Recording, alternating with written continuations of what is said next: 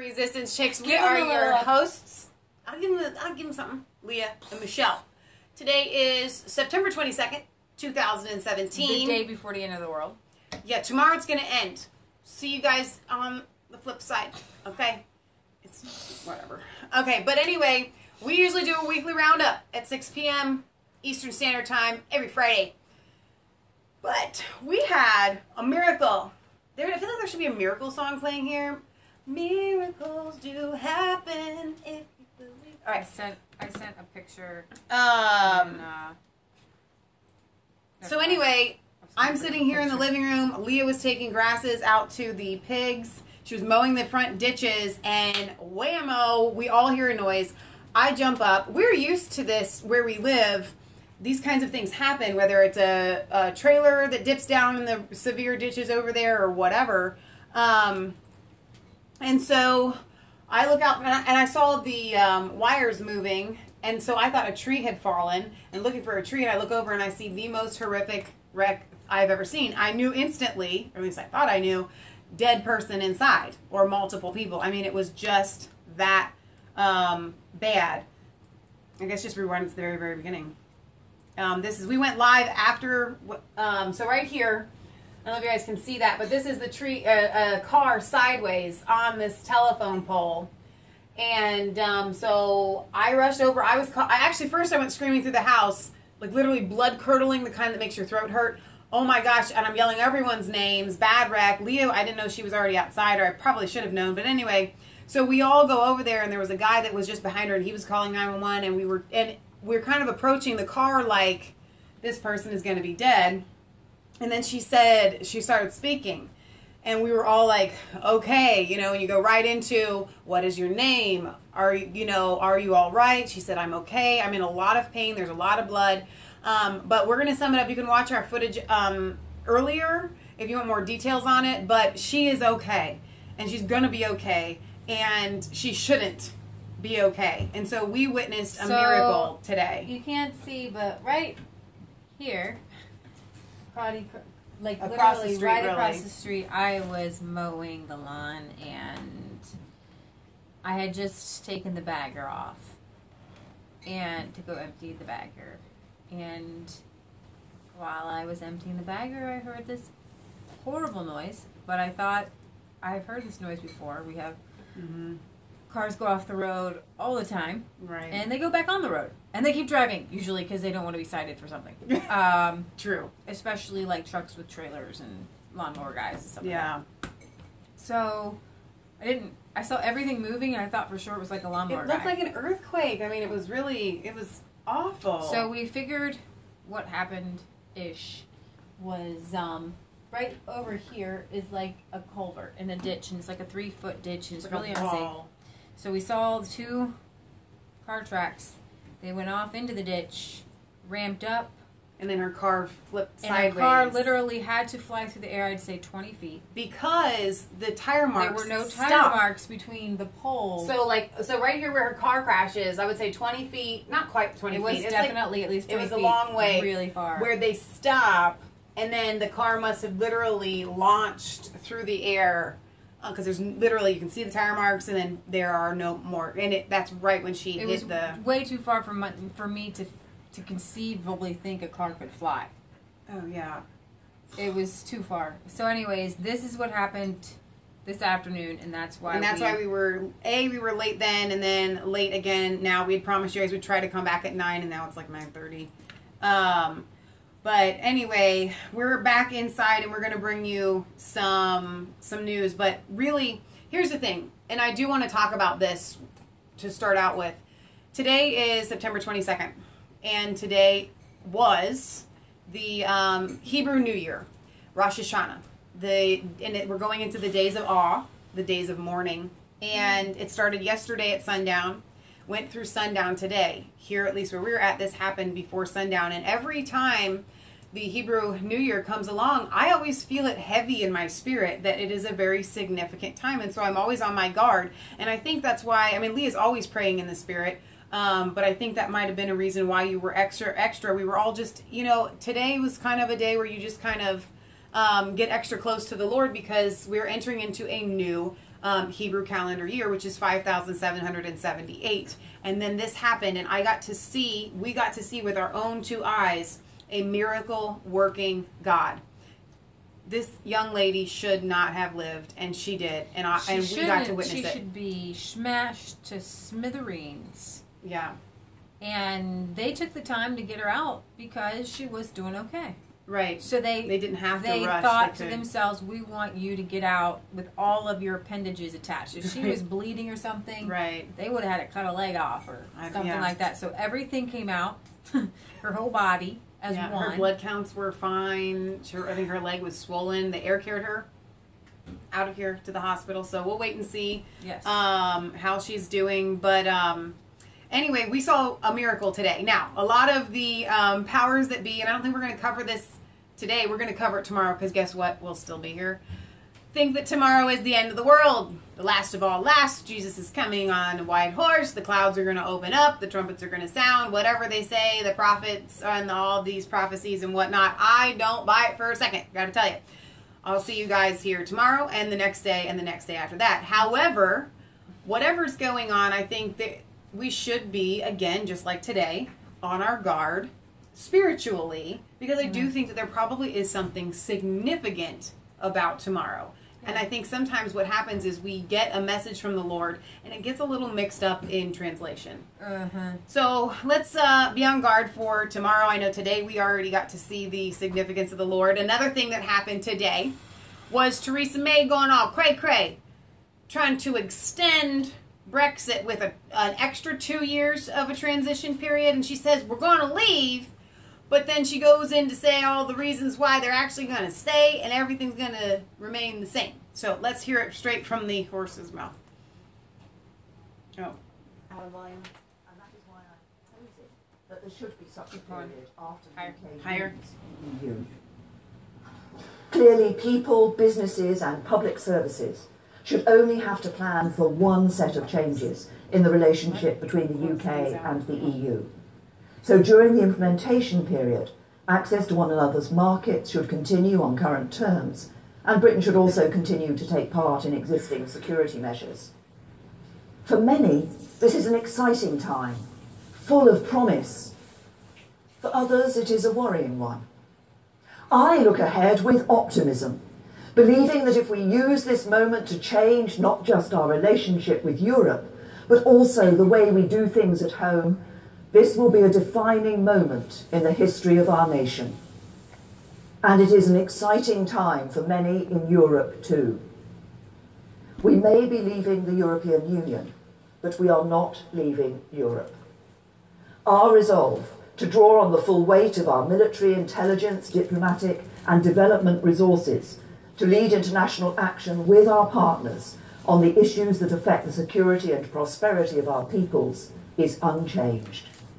Our commitment to the defence and indeed the advance of our shared values is undimmed.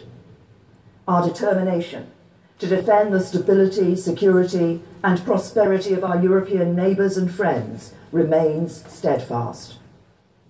And we will do all this as a sovereign nation in which the British people are in control.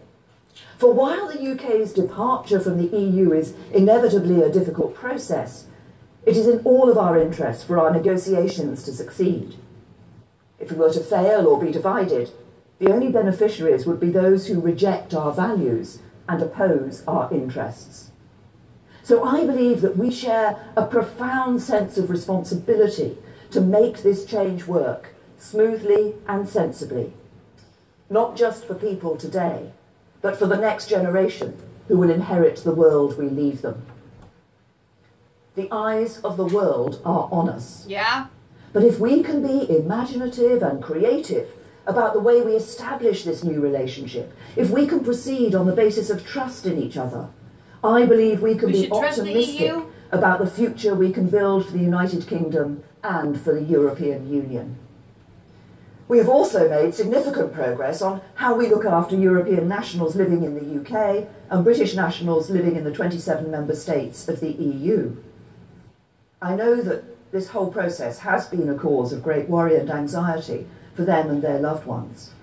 But I want to repeat to the 600,000 Italians in the UK, and indeed to all EU citizens who have made their lives in our country, that we want you to stay, we value you, and we thank you for your contribution to our national life.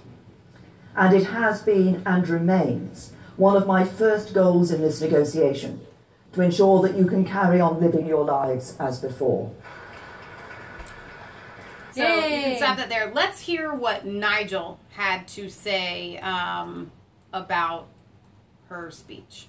Don't lie, but let's find out what those who campaign for Brexit think about it. I think Nigel Farage can join us from our Millbank studio. Good afternoon to you, Mr. Good Farage. afternoon. She seemed to be intimating in this speech that the UK is not in a position to smoothly exit the EU on March 2019 without a transition deal. Well, and what she really said today was, look, we're going to leave the European Union, but we'll do it in name only. It's my intention that trade should continue as it is, that our security arrangements should continue as they are, our science arrangements should continue as they are. In fact, she made it pretty clear that she doesn't really want to leave at all, and she just wants the current status quo to simply be rebadged.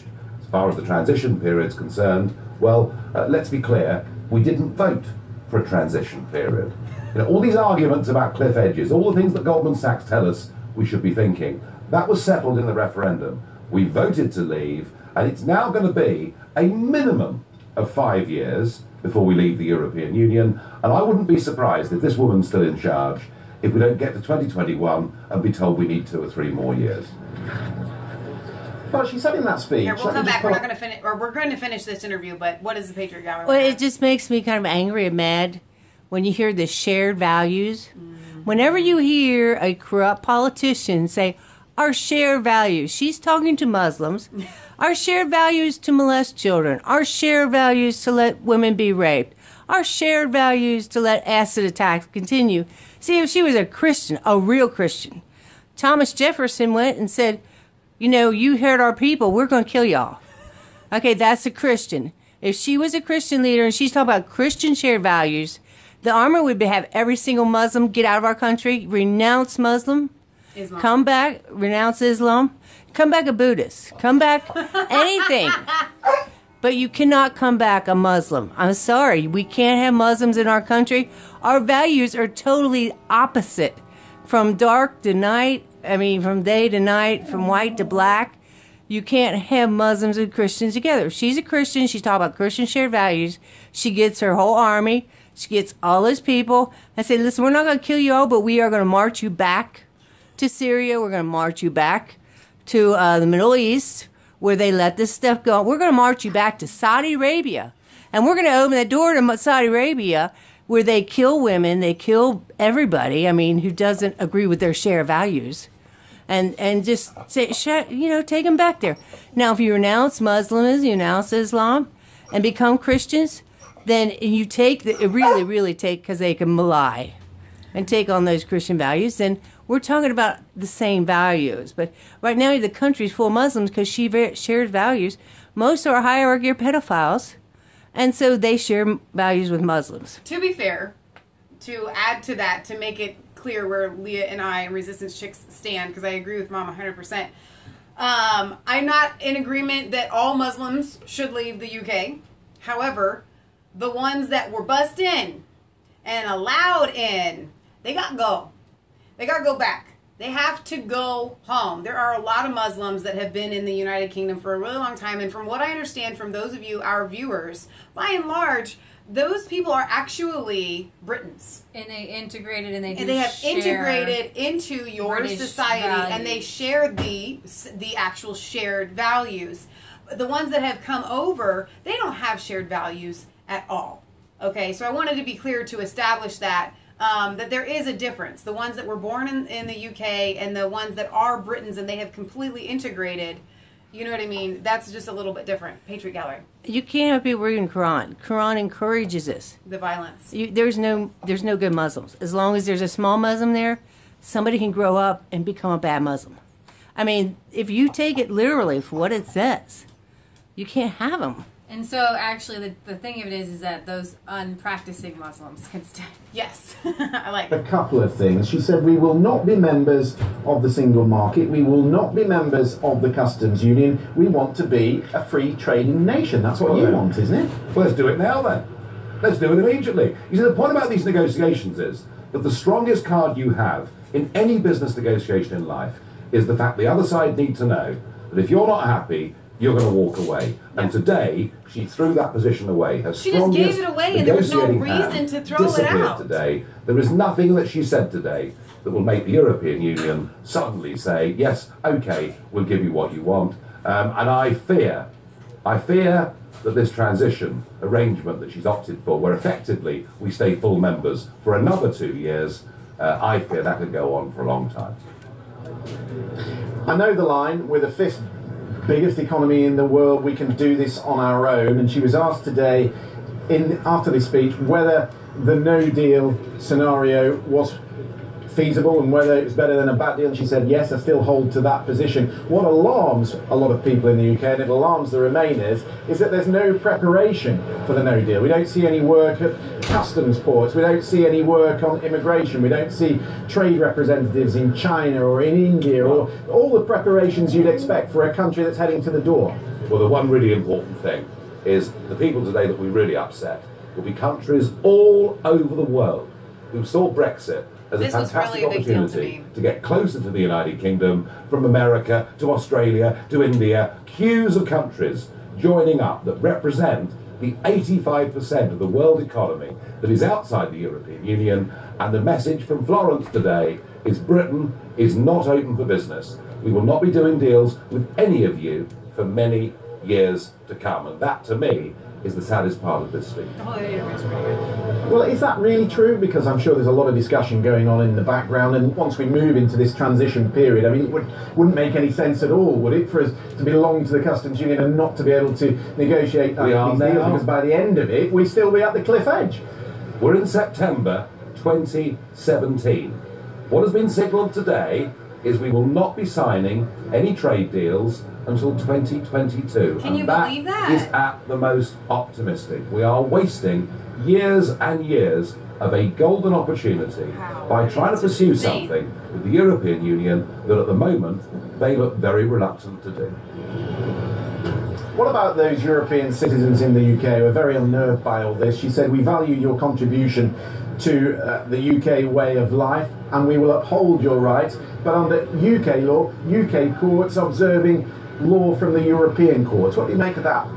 Well, again, it's sort of a halfway house fudge, isn't it? She's trying not to upset anybody. She's saying that UK courts will take into account what the European Court of Justice says. Remember, we voted to take back control of our laws, our borders, and our courts. And she's prepared to compromise absolutely all of those. I mean, come on, free movement of people, one of the biggest issues in the referendum. Again, it'll be at least 5 years since we voted Brexit before we get back any control who can come into this country from the European Union. There'll be a lot of people, though, listening to Jenny Chapman, who we just had on, and listening to you saying, gosh, this is an impossible choice, trying to find a way through the middle of the argument, through the debate, and that debate is sort of reflected in the Cabinet, is impossible for anybody, isn't it? We had the debate.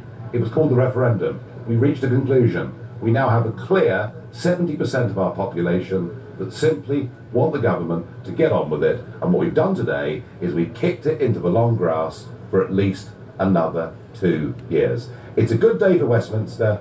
It's a good day for the political class. It's a good day for Goldman Sachs. But it's two fingers up to 17.4 million people who voted for Brexit. You can stop it there. So that's pretty much, that's how Nigel feels. You don't have to ask him. That's how Theresa May flicked Gerald off with both hands.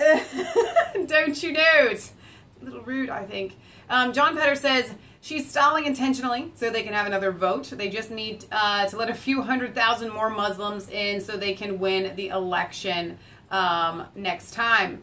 Justin, worth a look, said we went from 40,000 a year in the mid-90s, and then a few years later went to 145,000, and now it is around 300,000 a year. Imagine how many more will come in the next 2 to 5 years. Right, and he also says that, you know, Nigel should be prime minister, because we'd be out by, and I say we because we're with you guys, by 2019, if so. And that's what Theresa May should have said. She has this amazing bargaining chip, and that is, if you guys don't do what we like, if we can't make a deal that we're happy with, we're just gone and y'all get nothing. But instead, she mamsy-pamsied it and just was like, you know what, we're going to have this transition, we're going to continue with all of the laws and everything being the same. She's a globalist too. Exactly. So, and she's in the political realm, and it's kind of like when you put things off, like, you know you got to do the dishes. Right. And you just don't want to do them. And then, like, a day later, I'll do them. Right. And, like, a day later, you're looking at 5 years of dishes, man.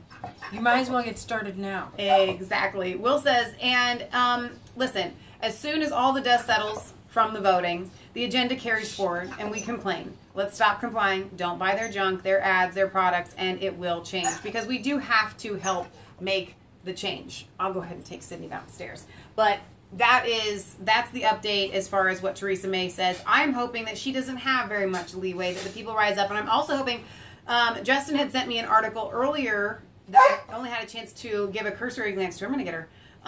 But he said something about Nigel possibly coming back. And I think it's always been in Nigel's sights that if it is going to come to this, we'll step in and try to make a political go to help stop Well, it. he's in the EU. His position I right see. now, he feels, is strongest in the EU. And possibly it is, to be that voice. He's best where the EU is at, and that's where his colors shine brightest. Okay, so moving on. Did you just kick the dog? No, I kicked the piano bench. What's up, Mom? Just to have this down on tape. This Having is it down a time on tape. of mourning. It's a time of repentance. Oh, the days And of awe. the Lord is For right teaching now. me that when you do repent, you get baptized and you renounce the devil. Right. In baptism, we renounce Satanism. So all these people, you have to, in Britain, Use this as a day of you mourning. have to renounce a time Satan. of mourning. You have to renounce your satanic government. You have to renounce the satanic religion of Muslim. It's a devil. It is very satanic. It's for a sure. false prophet. It's a demonic entity that spoke to him. So you have to renounce all that and denounce it.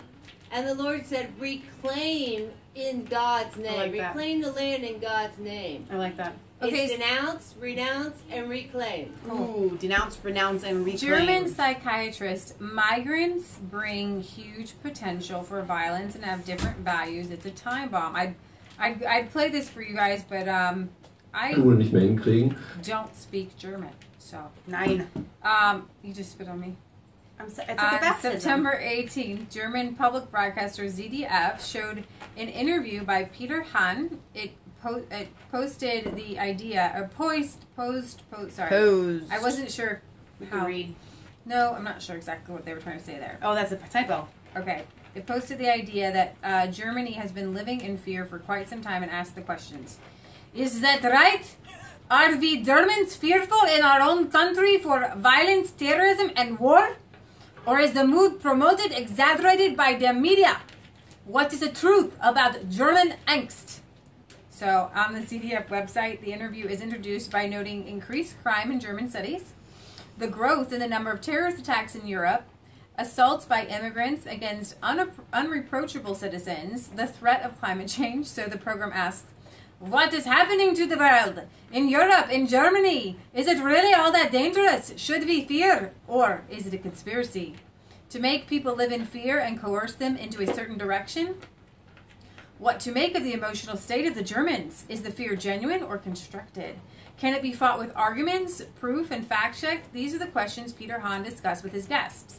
His first guest was Ulrich Reitz, who replaced Jörg... Forget it. Okay, this is a dude. He says, we want to be free in Germany to live without fear, no terrorist threats to deter us. A strong sentence by the Chancellor, but it is a false one. One is reminded of childhood, shouting as loudly as possible in a dark cellar, I am not afraid! The second guest is psychiatrist Christian Peter Doggs. He states that fear, in a positive way, makes life into an adventure. He who knows not fear doesn't live long. and is not intensive. So, fear is a good thing for this guy. We can't seem to manage to integrate refugees. There is a pressure on the various levels of government that keeps growing. When one was to warn of this 2 years ago, that this was going to happen, one would have been truly stigmatized because nobody wanted to hear it. But it was predictable. Those people, they have a regular working pair of brains. They knew this was going to happen. When you let in a lot of people that come from a culture that is hard to integrate with a religion that is at least unsavory, that will give problems, big problems. And from the top, from the political elite, the signal is given. We can manage that. And at the bottom, they have to solve it, but they can't solve it. The other guy says, yes, yes. And then young men are coming from war zones, backed up by their religion. Yes, and then we are confronted by the dangerous phenomenon that nobody wants to see, that someone's personality is completely formed around 12 or about 20 years old at the latest, and is very difficult, even impossible to change. We say with Jesus, everybody changes. But they don't have Jesus, so it's not going to change. Which means that those young men, an enormous potential for violence is introduced that is controlled by a completely different set of values, and that's a time bomb that we have let in, because not only do they not understand our values, we can't even teach them to them, and even if we could, you can't achieve much by asking them a few questions during refugee therapy. We'll just have to accept that. And that's pretty much exactly what the Patriot Gallery was just saying. So the other guy, exactly. And I had Claudia Roth here as a guest. She said, we make everything integration with courses, etc. That's just naive, and this person says yes, without a doubt. Integration is impossible in a lot of cases. You can learn the language, but you can teach them to become a member of the culture, or learn a certain religious sensibility, or integrate the conviction and at least all the potential for violence. We're talking about people that have an innate potential for violence because they have grown up in war. They have learned to fight. They don't know how to do harmony, and to believe that you can train them you can train them is madness. Now, what is also madness is that Uber is no longer able to operate in London because y'all once a week. Your refugee, integrated, non-integrated immigrants are raping everybody that they get in their daggum car. Once a week, an Uber driver rapes a woman. Guys, not okay. No more Uber. No. Don't take Uber. A Swedish journalist who worked to demystify no-go zones was actually shot in a no-go zone. And some of the people saying, "Oh, we are trying so hard in Sweden to make it look like we're integrating everybody, and then you go and shoot one of our allies. What are you thinking?" That's your Swedish. I don't know. Here's my Uber banned in London after sexual assaults by migrant drivers skyrocket. The company has failed to report serious crimes. Uber has been banned in London, partly in response to skyrocketing rapes. I am not laughing over rapes. I'm laughing that Uber has been... I'm sorry. This is absolutely unacceptable. By predominantly migrant drivers, which the company did not report to the police because you're not allowed to really report on the ethnicity. According to the Transport for London, Uber's license will not be renewed beyond September 30th.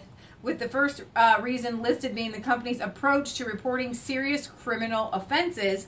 This includes Uber's failure to report rising numbers of rapes and sexual assaults by its own drivers. But why can't they get non-Muslim Latest figures show that Uber drivers are now responsible for one sex attack in London every week. With sexual assaults by Uber drivers skyrocketing by 50% in just a single year. This is undoubtedly connected to the fact that many of the drivers are from Muslim backgrounds where immodest women are seen as easy prey. Many of the young women... Immodest women just means you're not wearing a burqa. Well, and then, to be fair, the women who are hiring them are usually drunk on the weekends partying and scantily dressed.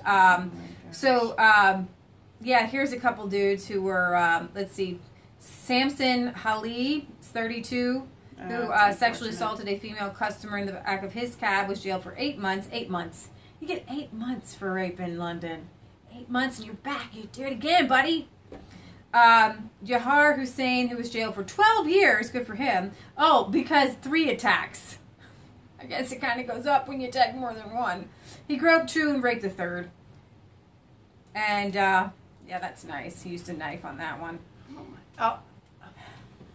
Amen. Hallelujah. So, let's see. The battle between black cabs and Uber in London has raged for years. Black cabbies are predominantly white working class men, whereas Uber drivers are mostly Muslim migrants. So I guess it would be totally racist to say that working class white men are safe and migrant men are not safe. But that would be racist, so we're not saying that here. Not saying that. David says, I'm surprised they did not blame it on the women. I don't think we're there yet, but in the Islamic states, they do. In the westernized states, I don't think they've gone that far, but obviously within the Muslim community, they do. Of course they do. But when it becomes law and they're getting there, it will be. And you know what? If I had to guess, I bet most of them, because they're listing Bangladeshi, Indian, other, Pakistani, African, Caribbean, Chinese. Dude, I gotta guess that most come from Pakistan. Pakistan has issues with rape. Hang on, though, that's just the taxi driver. I know, that's the ethnic. I know. I'm saying that these are the kind of taxi drivers. These are their ethnicities. Right. And I'm saying that if I had to guess, most of it's coming from the Pakistanis. That's what I would guess. Well, so, yeah, I don't think, because there was a massive number there of actually go up. No, these are just there's most of them, like 14,000 of them are white British taxi drivers. Right. So it's kind of like, unfortunately, with homosexuals, there's not as many there's not very many homosexuals, but the small amount of homosexuals that there are committing a disproportionate, almost all of the molestation. Right. And that's the exact same thing I think that we're seeing here. I would venture to say, and it's a complete guess, but you know I'm right, 0 of the white Britain men, Uber drivers at least the Uber drivers is what I mean, are raping women. So, yeah, here in Germany, this particular migrant isn't happy with the AfD signs, the far right signs in Germany. So he has decided to go around and take them all down. But no problems here. Germans just go around, blah, no big deal. Refugees and migrants, they're just going to do what they're going to do. Don't mess with them. They'll probably acid attack you. Hey, I'm awesome. Hey, I'm awesome. Will says a guy got smacked in Stockholm because he had bacon on his pizza. Ooh, that's nice. Let's see if there's any more to go along with our wonderful European British segment that we're having here right now. I did get sent some good news from Justin, and I don't have this article to send to Leah, but at least I can probably pull it up. Oh, jeez. There was an imam. Did you talk about the election? That got... Which one? Sorry. Merkel? Oh. German elections on Sunday. Merkel, German's election on Sunday. She is a little bit, she's a little bit worried. She's encouraging everybody to vote. Merkel is worried. Obviously, everybody thinks that she's going to hold on, but... Now I can't find it. But there was an imam that finally did get arrested because somebody went undercover for, like, I don't know, 4 months and was documenting the fact that this guy was preaching and teaching violence. Good, but I'm glad that they and he was telling the little children that it is a good thing, you know what I mean, to commit these violence acts, and that as you're like bleeding out, your soul is going up to Allah and all this stuff. So he was convicted, and I was very encouraged that took place, that we can actually see the other side, the justice that the UK courts at least got one. I'm going to hand it to Bernie Sanders. And probably we'll bring that officially on Sunday, maybe. Cool. Bernie Sanders is wondering why aren't we talking about Saudi Arabia. Bernie Sanders, Mr. Commie himself, our most communist sitting senator, I believe, except for maybe Elizabeth Warren, he said that Saudi Arabia is an undemocratic society, and why aren't we talking about Saudi Arabia? And I have to say, well, Bernie, a broken clock is right twice a day. So here we have a Saudi Arabian cleric who says women have a quarter of a brain. So, but the way he says this is this, get this. And there's no subtitles on this, so I'm not going to play the video because he's speaking Arabic. But he says, this says, a Saudi cleric has been slated for saying that women don't deserve to drive because they only have a quarter of a brain. His name is Sheikh Saad al-Hariji, whatever. Was also banned from performing his religious duties because of his outrageous comments, go figure. He made his brain-numbing remarks at a lecture aptly titled The Evils of Women Driving, because of course you have to preach on why women shouldn't drive because they can't drive in Saudi Arabia. You go to jail. Women are banned from driving altogether in the notoriously conservative country. So there's actually a video here of a Saudi woman stopped by police after a video of her driving goes viral. I'm pretty proud of her. According to the cleric, get this, women only have half a brain to begin with. But when you factor in shopping into their feeble minds, it halves again, and they end up with a quarter of a brain. Wow. And that this video here ended up circulating online, provided a little bit of a backlash. And so, oh, there's Heather. No worries. This is actually exactly what they think in Saudi Arabia, but you're not really allowed to say it out loud. So. Here's the thing. So somebody says, oh wait, here's Patriot Gallery. I just wanted to say, RT did have a show. It said the alt-right in America is having a huge impact on the German elections. It's in the history. Okay. Alt-right media, you and I. Okay. So, hang on. I want to get to one of these comments. Oh yeah, somebody had said women do have smaller brains. It's a fact. Well, I'm not a feminist. Here's the thing. I actually kind of like the fact that women are smaller than men, by and large, for the most part. There's obviously those tiny little guys out there, and then there's the obviously bigger women out there. But as a whole, women are just smaller, more petite, more feminine, more like fine china, as opposed to, you know what I mean, like wooden plates and stuff like that. Jasper is going to pull this down. Look. Jasper. She's stuck on the extension. Our dog. Jasper. Oh, she just got out. She's a smart dog. And she's a girl dog. But pretty smart. Lee and I here at Resistance Chicks, I take no offense to that comment that women have a smaller brain because literally, physically, we're supposed to have smaller wrists. I mean, obviously mine are kind of big, but smaller hands, have a smaller frame. I'm not the good example to be pointing at here, but the tiny people of women. So I have no problem with that comment, but I wanted to get to it because I thought it was funny. That was an interesting way that you spun that. Without God, we're all dumb. No, but I'm serious. He didn't mean it as a bad comment. I don't know. Literally, I do believe because of everything, by and large, I'm going to guess, our heads are smaller. There's going to be a smaller brain in the cranium. I have seen some pretty small-headed males. Yeah, I've seen. Our neighbor has a really small cranium. Tiny, tiny. Well, he's also very, very tiny. But you know what? I've also seen some football players with some really big heads. And they're not really smart. I don't think that the size of the brain contributes to the capacity. Into your intellect, actually. I mean, we've all seen laptops that can really move, and then you got a big old giant desktop Mozart was a child when he started writing his symphonies, probably small brain, probably worked better than everyone else's, so. All right. Moving on! I don't know. What my mom was talking about was, I guess, obviously the German election that's coming up. Yeah. The alternative media, I think is what she meant to say, is having an impact on the German election. Like you just saw that Muslim guy taking down the Patriot Gallery signs of the AfD there in Germany. Because why would you take down the signs? It's the only RT on there. It's the only RT. Well, we just watched RT, Mama.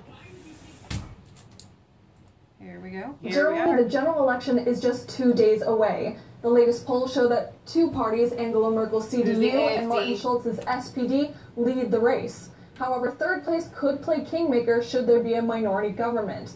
Die Linke, or the left, is among the contenders. RT's Peter Oliver visited their rally in Berlin. who the Left Party are, Delinky? Well, they are on the left side of the political spectrum here, as their name suggests. They're campaigning on this election for a rise in the minimum wage, for caps on rents in cities like Berlin and other major cities across the country. Also, they want to see a more investment in healthcare and the dissolution of NATO. They're strongly against that alliance. They also want to see higher taxes. A tax rate of 75% on higher earners has been flaunted, but this campaign has been wrought by infighting between Delinky, between those who see themselves as traditional socialists and upholding the what they see as the traditional socialist values of the party, and between those who some have accused of just wanting to do anything to get into power. Now, one of those that's caused some controversy has been one of the candidates for Chancellor for Delinky, Sarah Wagenknecht. Now, she caused controversy, suggesting the Berlin Wall was a necessary evil. Also, her views when it comes to refugees and migrants, that saw her receive a cream pie in the face from some of her party members, or some of those that support the party anyway, who say that she was too critical and too far, even closer to the populist Alternative for Deutschland in her policies when it came to refugees. When it comes to what Delinky can expect, or the left can expect to take when it comes to polling on Sunday, they're currently set around 8%, depending on who you listen to, higher or lower than that number. They aren't going to be, of course, one of the main parties that could potentially win it, but they could fall into a coalition. However, that coalition certainly will not be with Angela Merkel's CDU. She said she won't stand with Delinky, she won't stand with Alternative for Germany, either on the right. So that leaves us in a situation now that we're counting down the last final stages of this German election campaign, and one question that is being asked though is, were the Russians going to hack this?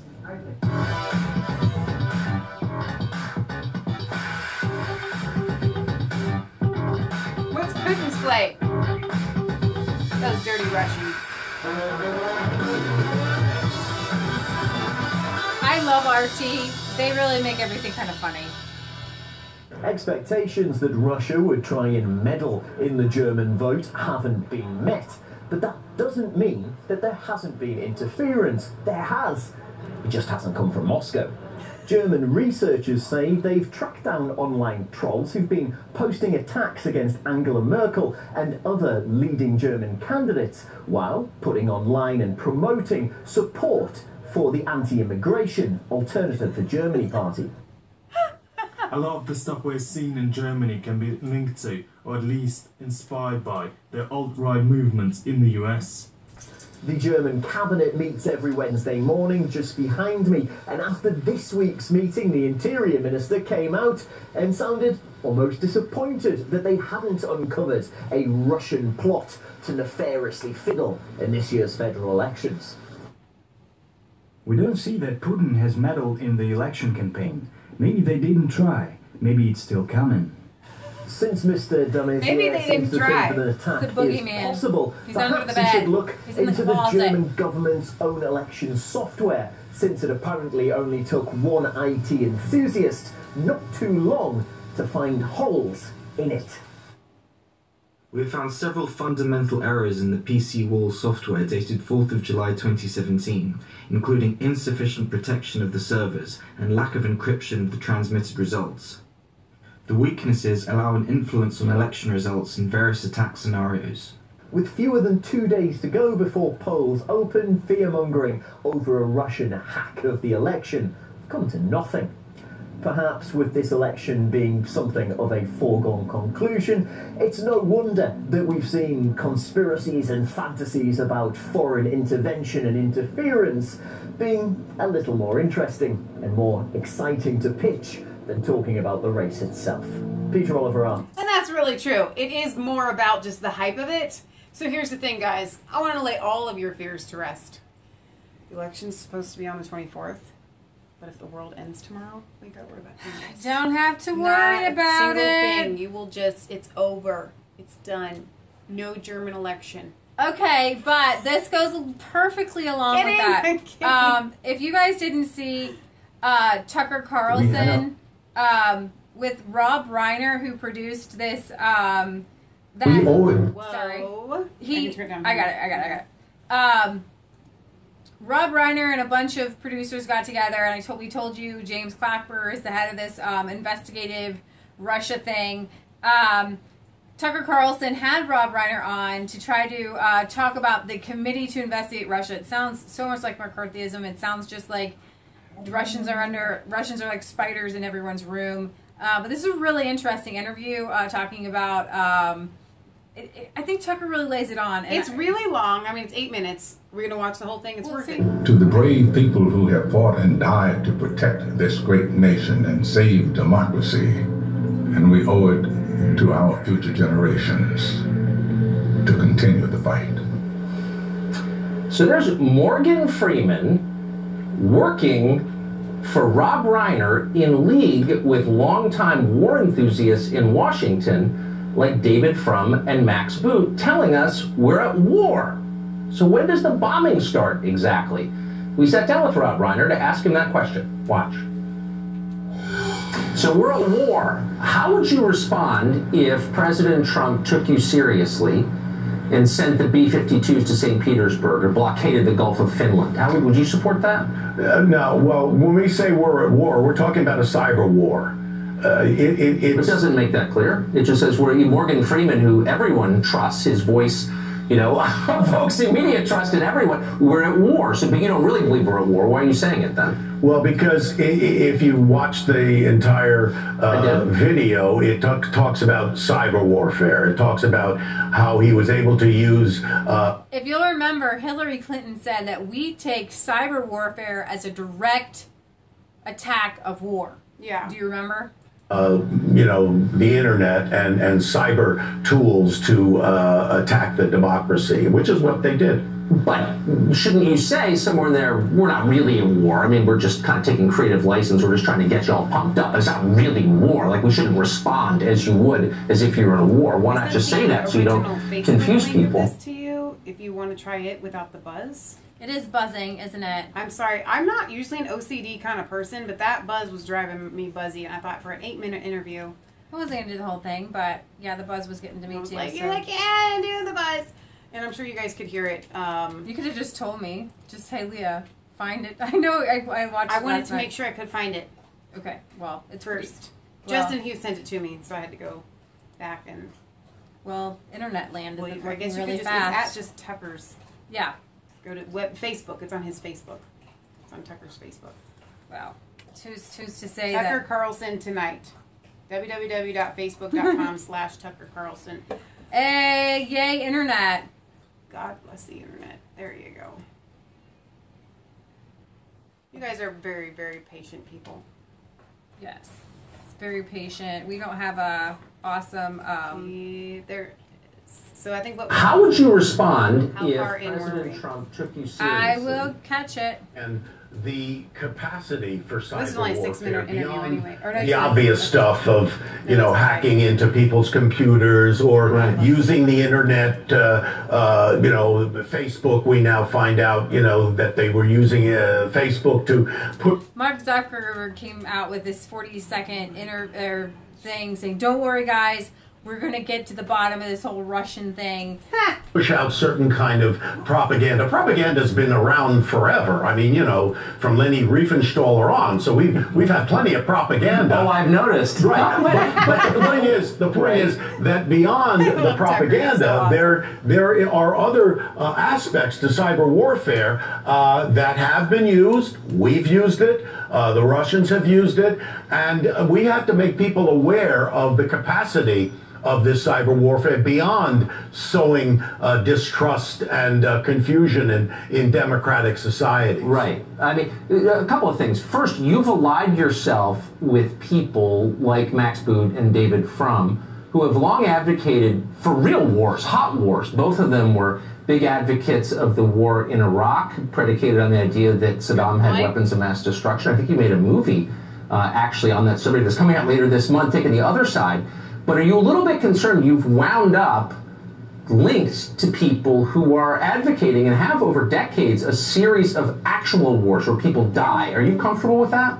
Well, we have people from on all sides. I mean, there's Norm Ornstein. We have James Clapper, who is the director of national intelligence, and there are many supporters. Norman Lear is a supporter. We have liberals and hawks and doves, as you say, on both sides. So we're not advocating going to war or going to a traditional war with Russia, but we are already in a cyber war with them, and if people want to turn their heads away from... They're at war with Christians. That's the bottom line. They're at war with Christians. They're at war with Christians. Everybody's at war with Christians.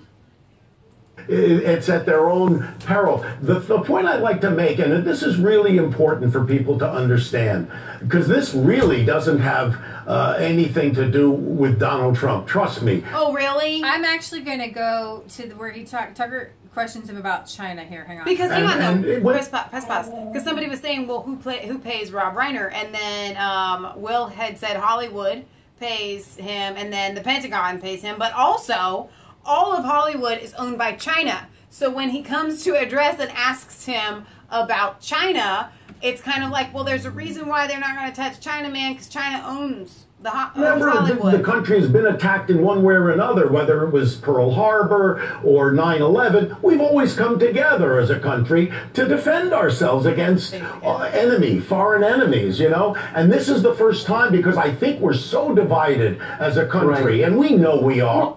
Perhaps this is, I agree with you, we are very divided, and maybe this is one of the reasons. A lot of this is deeply disingenuous. Anyone who looks at cyber warfare will tell you, any honest person will say, the Chinese military is the primary culprit in the United States. Hacked into the White House not that long ago. It's the computer system there. It's almost every federal agency. Nobody said anything. You guys in Hollywood sell your movies in China. You bow to the imperatives of their propaganda and censorship office. You change your movies to suit them. And yet no one says we're at war with China. And I wonder why. So you're sucking up to this regime that has actually broken in and stolen industrial and military secrets that hurt this country. You say nothing until Hillary Clinton loses, and all of a sudden we're... His big thing is that, but it didn't affect an election. We only go after it because Hillary lost. That's the only reason. War with Russia. Can you see why some of us are saying, well, wait a second, Rob Reiner, where were you with China? Why are you selling your movies over there? I'm not giving China a free pass here. Well, of course you are. Well, no. You guys in Hollywood sell your movies there, and you allow their censorship office to change your movies in order to make money. Yeah, so well, I don't personally do that because I don't... Come on, everybody who sells a movie in China does that. You know that. Let's stop, you know what I mean, kind of BSing a little bit. I mean, that's real, right?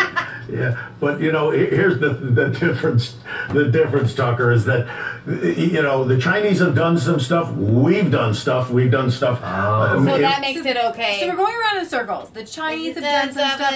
We've done some stuff, but Russia does it. And then Tucker actually gives way worse too. And every side so you does can't really judge. We're going to judge Russia because why? Okay, but I'm just saying that just doesn't make sense. You're not letting me make a point here. Go ahead. You're not letting, we know about Stuxnet. We know the capacity for cyber warfare. It's not just about hacking into computers and stealing information. National security information. So actually hacking into the computers and stealing information is not quite as important as RT putting some articles out there. It's about using that information and weaponizing it in some way. Now you can weaponize it But they didn't hack anything and weaponize it.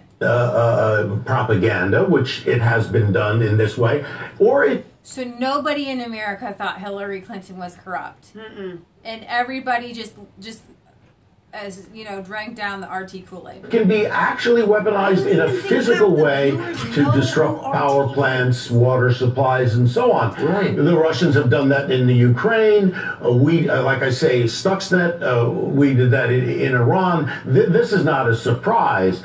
The point is, we're now at this point where we have to understand the capacity here so that we can put in place the kinds of measures we need to defend ourselves and protect ourselves. I agree with everything you just said. I let you explain. I love that you agreed with that. You didn't answer my question, What was the question? The question is, if China is a bigger violator in the United States than Russia, and I think everyone agrees that it is, why are they not in your movie? Well, but China has not insinuated themselves directly into our democratic process, into our Are you being elections. serious? Of course they have. I mean, they've stolen information directly from the U.S. government. From our political figures, from the Pentagon, from CIA, from the White House. If they're not in our political system, then I don't understand what the definition is. I didn't say that they weren't in the political system. Of course they are. What I'm saying is they didn't utilize that material to try to... What I'm saying is Hillary Clinton lost the election, and I don't care what else any other country does. Hillary Clinton lost, and that is what we are upset about, comrade. We were supposed to go to war with Russia if Hillary had been elected, and so they're still trying to... Yes! No, when he said, we need to be putting in the right sort of measures, RT has said that they are trying to censor RT, Russian TV, being broadcast here in the United States. A bill has been put forward. Now, that doesn't mean that it's going to succeed, but the fact that somebody put a bill forward trying to censor RT here in the United States makes steam come out of my ears. Yes, Patriot Gallery. Well, Nikki Haley said, we are going to force these countries that have not joined the UN, we're going to force them to join the UN. We're going to force them to join globalism. And Russia refuses to join the globalism. So actually it's a globalist thing. You want to take Russia down to force them into their new world order. And Lee, are you going to show the picture on the Illuminati and the Catholic Church? I wasn't going to cover that right now, Mom. Maybe tomorrow. They're talking about it. That's okay. Oh my gosh. Some satanic craziness used the Catholic Church. We'll get to that another time. Will says Russia wants the pipeline, the dope, and the new fuel engineered products in the Arctic, just like Gazprom wants it to. LOL.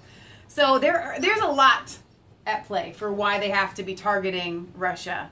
Sydney, welcome back. Okay, so now I want to move on to there is this to Antifa, and there's a militant Antifa group that announces nationwide Deface Columbus Day, following multiple acts of vandalism on Christopher Columbus statues since August. A militant Antifa group has announced Deface Columbus Day on October 9th as a coordinated campaign to deface and destroy more historical monuments. In Yonkers, New York, a Columbus statue was beheaded. The Antifa vandals were also responsible for the destruction of the oldest Christopher Columbus monument in the nation on August 21st. On September 20th, a New York-based Antifa organization calling itself Revolutionary Abolitionist Movement put out a press release. I'm going to get a press release. I'm going to play this for a second. The music is just really disgusting and like evil. So these thugs want to make, they want violence. Trying to make themselves look cool. They're like some sort of little happy Antifa gang. Make it obvious, Michelle. Sorry, I can't help it. I don't understand where they get these ads from people. I wonder why there's a porn problem. But I thought this was awesome to go along with our Antifa thing here is in New York, they weren't having it. There were some Antifa people who created a line, and one got punched, knocked out here. Okay, just checking. Yeah. Out, please, sir. Come on, man, let the ladies through. Fuck down your throat, block, piece of shit. Fuck him. Sorry, Lee. Do it again, bitch. Lee, they pushed the girl, and so. Oh yeah, I can pick that fucking weapon too, huh? Let's go, bitch. Yeah, hit a lady. I don't give a fuck. We hit a lady. A lady in a mask? She don't look like a woman to me. She doesn't look like a woman to me. You got people trying to do their jobs and having a fucking work. You got to let somebody shit out here. Back up. So I thought that was interesting. Somebody who said, I'm just done with you right now. We're getting through our line. So James Comey spoke at Howard University, or tried to speak at a commencement speech at Howard University. And some of the black population there decided they didn't like that, and they decided to yell, James Comey is not our homie. Yeah,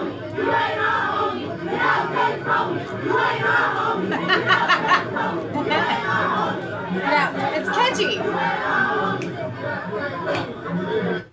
Pretty catchy. Get out, like James Comey. You ain't Wait, our homie. homie. I feel like that probably has a great message. You know, could go far and wide. If y'all people are not watching Diamond and Silk, and you feel depressed in life, you need to be watching Diamond and Silk. We get obviously no pushback, or no, we're not getting endorsed for pushing them. They're just awesome. They are hilarious. He got actually walked out of. He had to leave. I believe he had to leave the commencement speech. Here we go. It was actually during the speech. That was after a speech or outside or something. But during the speech, the protesters derailed his speech. We're going to play this here. It's hard to see him dressed Not the kind of welcome like the former head of the FBI is used to receiving. James Comey faced a hostile crowd today at an appearance in Washington to go along with the increasing hostility he's feeling coming from Congress. Chief Intelligence Correspondent Catherine Herridge is here tonight with that story. Good evening, Catherine. Thank you, Brett. Former FBI Director James Comey received a rough reception today at Washington's Howard University, where he's now a visiting lecturer. With chants of no justice, no peace, a group of about 24 students said they disrupted Comey over his policies as FBI director, alleging it undermined the Black Lives Matter movement. With no break, Comey talked over the demonstrators. The rest of the real world is a place where it's hard sometimes to find people who will listen with an attitude that they might actually be convinced of something. Instead, what happens in most of the real world, and about 4 rows in this auditorium, is that people don't listen at all. Comey's actions during the 2016 election are under new scrutiny after the Republican chairman of the Senate Judiciary Committee, Chuck Grassley, wrote to FBI Director Christopher Wray this week, asking whether the Bureau warned the Trump campaign about the risk of Russian interference. This comes after reports that Trump campaign chairman Paul Manafort was the subject of 2 surveillance orders, one before and another after the election. If the reports are accurate, the FBI had to convince a national security court that surveillance of an American citizen was warranted based on the evidence. The Grassley letter reads in part, quote, if the FBI did provide a defensive briefing or similar warning to the Trump campaign, then that would raise important questions about how the Trump campaign responded, Grassley wrote. On the other hand, if the FBI did not alert the campaign, then that would raise serious questions about what factors contributed to its decision. After his controversial handling of the Clinton email case, Comey became the subject of multiple investigations, including a possible Hatch Act violation which bars government officials from using their position to influence elections, an Inspector General investigation, and lawmakers want Comey back to Capitol Hill to deconflict his testimony about the Clinton email case, likely next month, Brett. You know what? We should just put him in a pilgrim house. He'll just get his head knocked a few times. Man, he's huge. How tall is that guy anyway? I don't know. Patriot Gallery? I'm thinking George Soros is paying like Black Lives Matter and George Soros is paying for Antifa. Yeah. But after that, we saw the Black Lives at the Mother All rallies kind of get together. I wonder if these guys are going rogue and they're taking George Soros' money and they're fighting against him. That would be awesome. That'd be cool. There you go. All right, so I want to move on a little bit here to a little Afghan story. A new report pretty much, tells us what we all already know. The U.S. designed a force unable to provide national security, basically talking about people who have smaller brains. I'm not saying that Afghans have smaller brains, but they are not educated. And they tried to teach these Afghanis how to police, how to patrol. And one of the reasons they say that American soldiers had to be there because they had to hold the hands of these Afghanis because they weren't able to take the information that they had and the equipment and actually use it properly because they were very uneducated. The Pentagon spent billions outfitting Afghan forces without giving them proper training, failing to understand the full complexities and scale of the mission. And what's very interesting is this. And last night I was reading in Johnny Taylor Grotto's book. I told you guys were going to walk with me through the underground history of American education, where he was giving me the, I don't know if it's sitting there or not, the book. I'll find it. He was giving me numbers. I think it's on the table. You personally? Was he like, hey, leave? Yes, he was giving me numbers personally. The education and the literacy rates of men in the U.S. Army. And starting in before World War One, or World War Two, actually, wrong book. If you can't find the book, I will find it. It's okay. Starting before World War Two, I think it might even be upstairs, so just don't worry about it. I'll get it. The literacy rate was about 96%, I believe. And then as soon as the compulsory education came in, and that would have been starting around 1930, the literacy rate of the Army test that you have to take kept going down and down and down year after year after year after year after year, to where our compulsory schooling made people illiterate. Literally made people illiterate, especially the black population. And if I look at some of these numbers here, it's actually astonishing. So let's see if I can find the numbers. Okay, so all right, the years of maximum mobilization were from 1942 to 44, and the fighting force had been mostly schooled in the 1930s. Both those inducted and those turned away. Of the 18 million tested, 17,280,000 of them were judged to have minimum competence in reading required to be a soldier. So what I'm trying to tell you is that these particular Afghan soldiers, they actually shouldn't have been allowed to be soldiers because they were incompetent. You actually have to have a certain level of reading ability to be a soldier. Okay? It makes sense. It's just true. Because if you can't read, then you can't follow orders. You can't. There's so many things you can't do. So that is a 96% literacy rate, although there was a 2% fall off from the 98% literacy rate among voluntary military applicants 10 years before. A dip so small nobody worried about it. When World War II was over in 1945, 6 years later, the Korea War began. Several million men were tested for military service, but this time, 600,000 were rejected. Literacy in the draft pool dropped to 81%. Forced compulsory schooling actually makes it so that people are illiterate. Read this book. I mean, it follows it all the way through. When kids were taught at home, right, or they had their own personal tutors and their parents were teaching them and giving them books to read, they were learning from books like, Robinson Crusoe. They were reading Last of the Mohegans. They were actually reading very deep books. 300, 400, 500-page books. And they were reading them at 4th and 5th grade. Right. But when you put in public school, you read Dick and Jane. Right? Instead of learning through... You get to read Harry Potter. Or Harry stinking Potter. Lisa said this is an interesting statistic and wonders if there's an explanation. Forced public schooling. That's what I'm trying to Exactly. tell you. It's forced public schooling. This whole book will talk to you how they literally make kids dumber. And reading and your literacy ability to open a book, to get into a book without answers, questions and answers through a school library book or something like that. Through a school book where they give you all the questions. Keep talking. I'm going to hold this one up so that they can write it down. If you guys want to get any of John Taylor Gatto's books, go ahead. Keep talking. Okay. You guys can write this kind of Okay, information so down. even though all they had was needed to classify a soldier as literate was a 4th grade proficiency. 4th grade proficiency.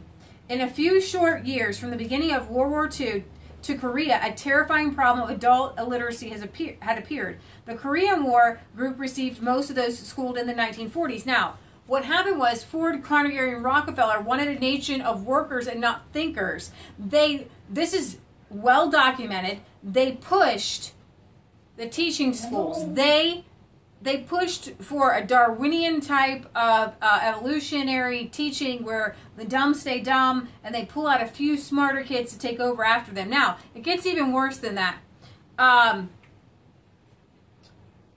It says, this is kind of really cool. I was just shocked. The Korean War, in 1940s, received their schooling in the 1940s, and it had more years in school with more professionally trained personnel and more scientifically selected school books than the World War II men. So they had more years in this compulsory schooling, more years with professionals, and yet they were more illiterate, and they could not read, write, or count, or speak. or think as well as the earlier, less schooled contingent. The Third American War began in the mid-1960s. By its end in 1973, the number of men found non-inductable by reason of inability to read safety instructions, interpret road signs, decipher orders, and so on, in both... In other words, the number found illiterate had reached 27% of the total pool. Vietnam-era young men had been schooled in the 50s and 60s, much better schooled than the earlier two groups. But the 4% illiteracy of 1941 had been transmuted into the 19% illiteracy of 1952 and had now grown to 27% illiteracy of 1970. Not only had the fraction of competent readers dropped by 73%, but a substantial chunk of even those were barely adequate. They could not keep abreast of developments by reading a newspaper. They could not read for pleasure. They could not sustain a thought or an argument. They could not write well or manage their own affairs without assistance. And when you understand that, like in 1840, in Connecticut, Massachusetts, the literacy rate was between 93% and 100%.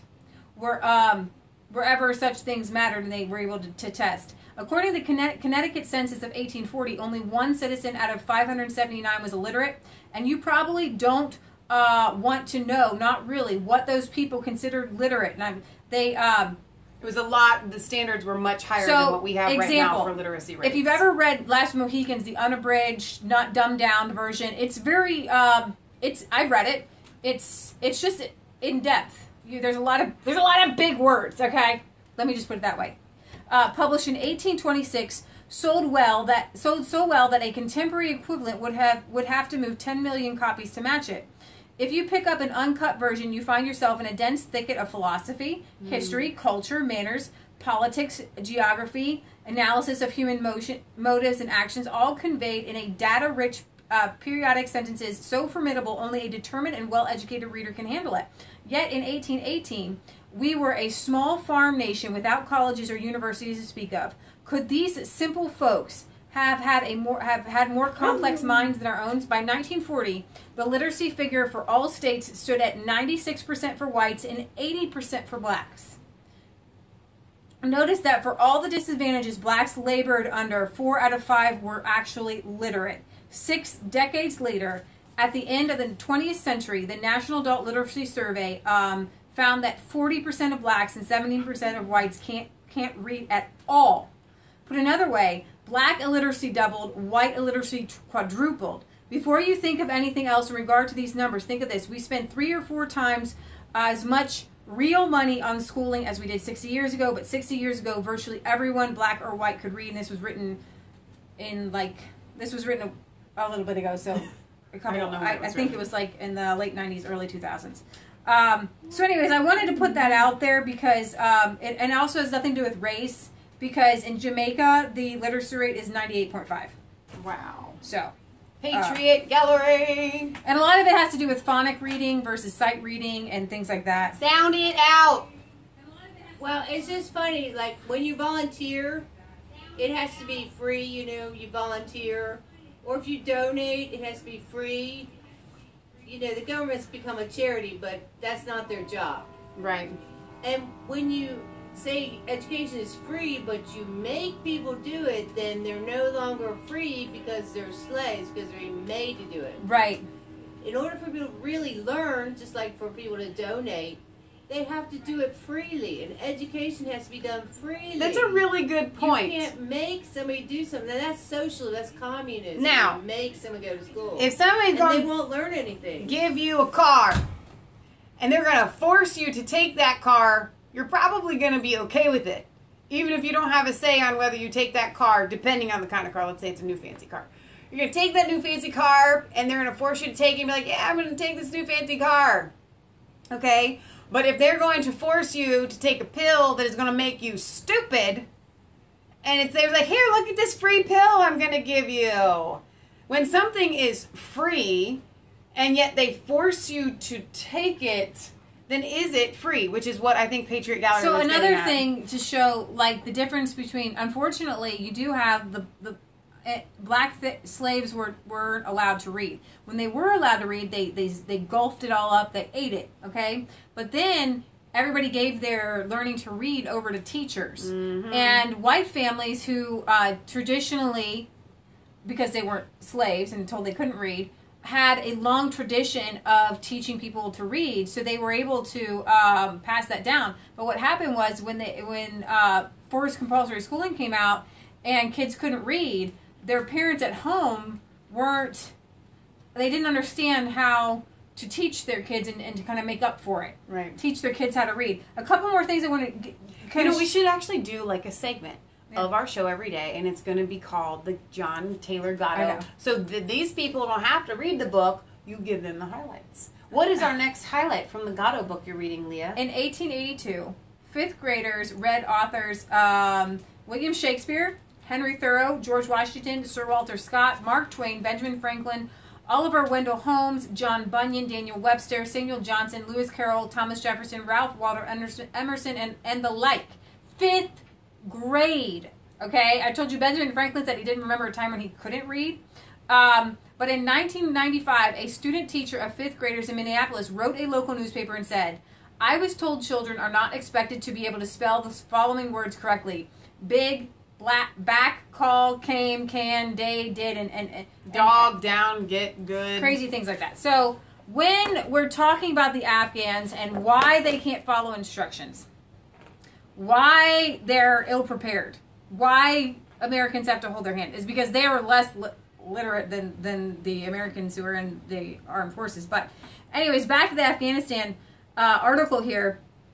The CIGAR, which was the reconstructing Afghanistan thing, found the U.S. government ill-prepared to help Afghanistan in building proper security forces that could protect the country from internal and external threats and prevent the country from becoming a terrorist safe haven. One of the key problems outlined in the report was that Afghan soldiers, while being handed advanced weaponry, were poorly trained. The U.S. and NATO instructors sent to Afghanistan were themselves undertrained and undermanned, with the NATO training mission, it said, whatever, 100,000 Afghan police were trained by U.S. Army pilots, which you're not, I guess that's not a cool thing, infantry officers and civilian contractors. Despite these clear concerns about the competency of the instructors, one U.S. officer watched TV shows like Cops and NCIS to learn what he should even teach them. Stop it. In eastern Afghanistan, we met a U.S. helicopter pilot assigned to teach policing, providing advanced Western weapons and management systems to a largely illiterate and uneducated force without appropriate training and institutional infrastructure created long-term dependencies, required increased U.S. fiscal support and extended sustainability timelines. Ultimately, the United States designed a force that was not able to provide national security, especially as that force faced a larger threat than anticipated after the drawdown of the coalition military forces. They said that Washington underestimated the resilience of the Afghan insurgency and basically said no matter how many weapons we gave them, they weren't all together there. And so I just kind of wanted to throw that out there. Why are we still in Afghanistan 16 years later? Because if people maybe are only educated to a second or third grade level and you try to get them to follow instructions without being able to read and comprehend, and there's so much in reading that makes you be able to think things through and to work with people and understand justice and righteousness and things like that. So if these people if they're not literate to begin with, you're not going to be able to train them beyond a certain level. Right. I think what you're saying is as reading cultures us. And it trains us as human beings to be functioning and participatory members of society. Exactly. And so without that, it's kind of like we go back to North Korea. Right. How they don't really they can't function because I think on Michael and Nick's show, they were saying, I think Nick was saying that on Primer Time, these North Koreans get out, they make it to South Korea, and you know what? They want to go back because they can't function in the society without that because they've been trained so long in that. I want to get to a couple of the comments before you move on here. I'm sorry, I'm talking. That's all right. Will had said Hooked on Phonics is the best reading tool for kids to get. when I was a kid. We tried Hooked on Phonics. Didn't work so well for me. I just needed a break. But that being said, I agree with you 100%. It really was an excellent curriculum. Well, you were having trouble reading, so Mom got Hooked on I was having trouble reading because I was in the public school system. And then I became homeschooled. And so guess Mom what? had to pull her out of the public school to teach her how to read. Yeah. She couldn't read. A Squirrel says the stupid free pill is called fluoridation. She was so... Michelle's brain works so different than most kids. She's really smart. She does math and she doesn't want to... She doesn't want to show her work. I got the answer. That's all you need to know. With math, my brain does math like in my head and not according to the structure. I'm not. Algebra is stupid to Michelle. She can't handle it. Don't make me show my work. I'll just show you the answer. I will get you the answer. I don't want to have to show you how I did it because I think it's just Jesus in my head giving me the answers. All right, so John Petter says teachers pass kids that they know can't read. And that is so true. It's unfortunate because we've gotten to the point where you can't, this whole No Child Left Behind, I think somebody had left a comment about that. And I'm thinking to myself, how can we say no child left behind just because there's some sort of stigma? I don't even believe in the public school system to begin with. You guys know this, I don't have to tell you that. But in the public school system, if a child has not learned something, why are we moving them forward? It does not make any sense. So, speaking of Michael and Nick, Otto joined a little while ago. Okay, Sagittarian had said, and no child left behind sounds good until you realize it only means get them from one grade to another, and it doesn't matter if they can read. I had a really good friend growing up, super, super intelligent girl, but she struggled with school, and she was the product of the No Child Left Behind, and literally, when I was hearing from her and what she was going through in public schools, they would literally give her a test that was like so much easier. She'd be in the same classroom doing the same stuff with the kids. But if there was a test on geography and the other kids had to just remember where they were, then the teacher would come up behind my friend and give little puzzle pieces and help her put them where they went. I'm like, that's not a test. And then she would get graded the same A, B, C, or D as the other kids. She went through a couple ones. She had to learn PowerPoint and different things like that. She never learned it, but she got through the class with an A. Yep. And it said on her transcript, knows such and such and such and such. Right. So she's not the only one. All right, moving on. Speaking of North Korea, last night I got on Twitter and I kind of look and see what's trending. And there was a thing trending that Kim Jong-un had tweeted out. I'm not sure if it's in this article or not. But everybody was tweeting out something that Kim Jong-un had... Kim Jong-un. Rocket Man had tweeted out a bad thing against Trump. And everybody was tweeting out Kim Jong-un. Rocket Man. Chelsea Handler said, Kim Jong's letter to real Donald Trump is a little bit more sane than real Donald Trump. Maybe we trade. She wants to trade Rocket Man for Trump. I ain't down with that. So this is the sanity of the left. Although it would be good for North Korea. If we're being magnanimous. You know what? Giving. Kim Jong-un would be assassinated. And North Korea would be freed. Let's do it. Let's do it. Well, then we'll get Trump back and everything will work out fine. You know, Trump, maybe you should work on that. Maybe we should work on that. Remember, you guys, I don't know if you've seen some of the articles coming out lately. So a lot of defectors are coming out with stories. This guy has this sex trade. He puts people in, these are the gulags, you know. If you try to leave the country, they literally kill people down to the 4th or 5th generation. This is real stuff. I mean, this is documented real stuff. And when he is Hitler. He is another Hitler. There is nothing between him and Hitler that is any different. Okay? And if Chelsea Handler had said, hey, I'll take Hitler over Donald Trump, what would people say? I would take Hitler over Rocket Man. I mean, if I had to choose. So I think that he's a little bit different. Just saying.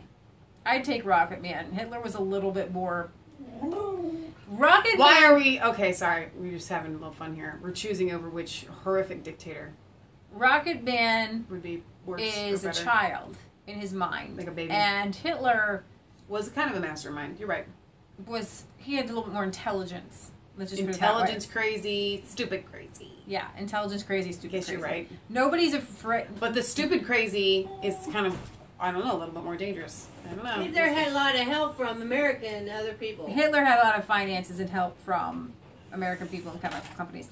All right, there's not much left. I did want to show you this story.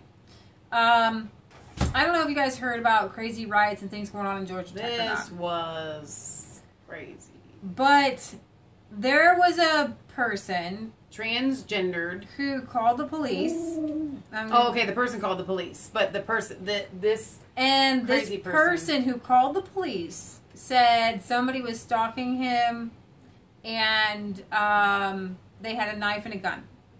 And this video has gone viral because a cop had to shoot this person, and people are up in arms. Now, Georgia Tech, this person was in the whole, movement and everything. He knew that if he was suicided, then people would go mad again. Is that a word? I don't know. Well, he wanted to do suicide by cop. He's already left 3 different suicide notes. Now, let's watch this. There's a female cop and a male cop, and he has it. So the cops are right here, obviously, just so because it is kind of hard to see. And then the young man's name is Scott. Transgender, goes by Scout. Go ahead. Good. Come on, let's drop it. Drop it. Shoot me. No, drop the knife. So he says, "Shoot me." They say, "No, drop the knife. Drop the knife." Drop the knife. He's coming at the police with the knife, saying, "Shoot me." Now, you had said that there is a 20 feet, well, you had read this on comments, so I don't know, we haven't verified it, but by and large, from what I understand, there's kind of a 20-foot range where if somebody is coming at you and you're a police officer and they have a weapon and they get within that 20 feet, you shoot to kill. To me, and I'm not going to be that great because it's just, like a camera footage here, this looks like less than 20 feet already. We can kind of judge by the height of the body and, the things that we see in the background. That he is already within the 20 feet, it looks like to me, and they still have not shot him. And they're backing up to give more of that. They are backing up.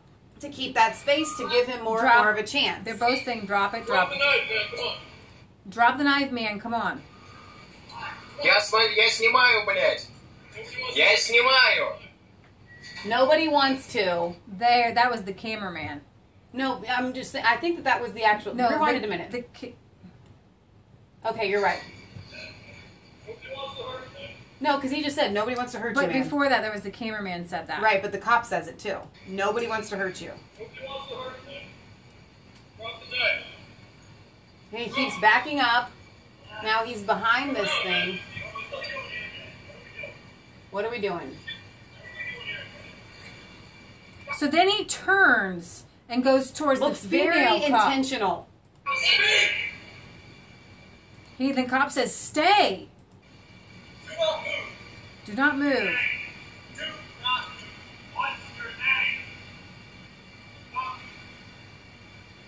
Talk to me or drop it.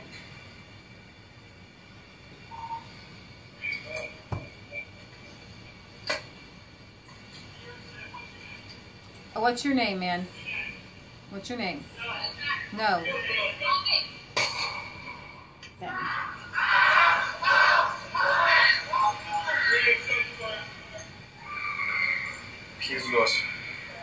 And so, people have gone ballistic with all sane people saying